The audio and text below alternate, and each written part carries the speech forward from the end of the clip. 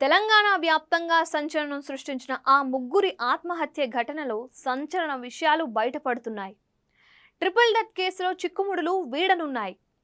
Bikaner SI Sai Kumar, Bibipet మహిళా constable శృతి, computer operator Nikhil ముగ్గురు అడ్లూర్ ఎల్లారెడ్డి చెరువులో ఆత్మహత్య చేసుకున్న విషయం తెలిసిందే. అయితే వారి ఆత్మహత్యకు కారణాలేంటి అనే విషయంలో గందరగోళం నెలకొంది. ముగ్గురు చనిపోవడం, ఈ ఘటనను ప్రత్యక్షంగా చూసిన వారు ఎవరూ లేకపోవడంతో పాటు మృతులకు సంబంధించిన ఫోన్లు లాక్ ఓపెన్ కాకపోవడంతో ఈ కేసు పోలీసులకు పజిల్గా మారింది. మృతుల కుటుంబ సభ్యులను, వారితో పనిచేసిన సిబ్బందిని ప్రశ్నించి వివరాలు రాబడుతున్నారు. ముగ్గురు ఫోన్లను తెరిచేందుకు విఫల యత్నం చేశారు. వారి బ్యాంకు ఖాతాలు, లాకర్లను తెరిస్తే ఏదైనా క్లూ దొరకచ్చని భావిస్తున్నారు. ఇందుకోసం ఉన్నతాధికారుల అనుమతి తీసుకునే ప్రయత్నం చేస్తున్నారు. ఫోన్ కాల్ డేటా పరిశీలించగా చనిపోయిన రోజు ముగ్గురు గంటల తరబడి మాట్లాడుకున్నట్లు బయటపడిందని పోలీసులు చెప్పారు. శృతి, నిఖిల్ల మధ్య ఇటీవల వాట్సాప్లో ఆత్మహత్యకు సంబంధించి చర్చ జరిగినట్లు అధికార వర్గాల సమాచారం.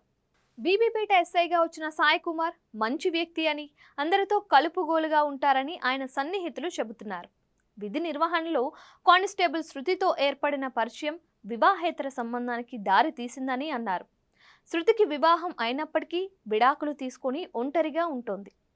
ఎస్ఐ సాయి కుమార్తో బంధం కన్నా ముందే శృతి కంప్యూటర్ ఆపరేటర్ నిఖిల్తో ప్రేమ వ్యవహారం నడిపిందని సమాచారం. ఈ విషయం ఎస్ఐకి తెలిస్తే తమకు ప్రమాదం అని భావించిన శృతి నిఖిల్ను ఎస్ఐ సాయి కుమార్కు దగ్గర చేసినట్లు తెలుస్తోంది.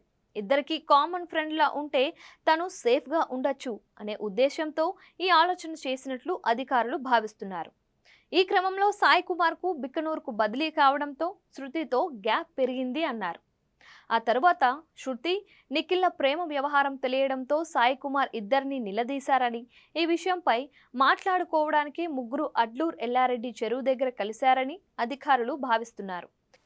మాట పెరగడంతో బెదిరించేందుకు శృతి ముందుగా చెరువులో దూకి ఉండవచ్చని, ఆ తర్వాత నిఖిల్ కూడా దూకడంతో ఆందోళనకు గురైన ఎస్ఐ సాయి కుమార్ కూడా ఆత్మహత్య చేసుకొని ఉంటాడు అనే అభిప్రాయాలు వ్యక్తమవుతున్నాయి.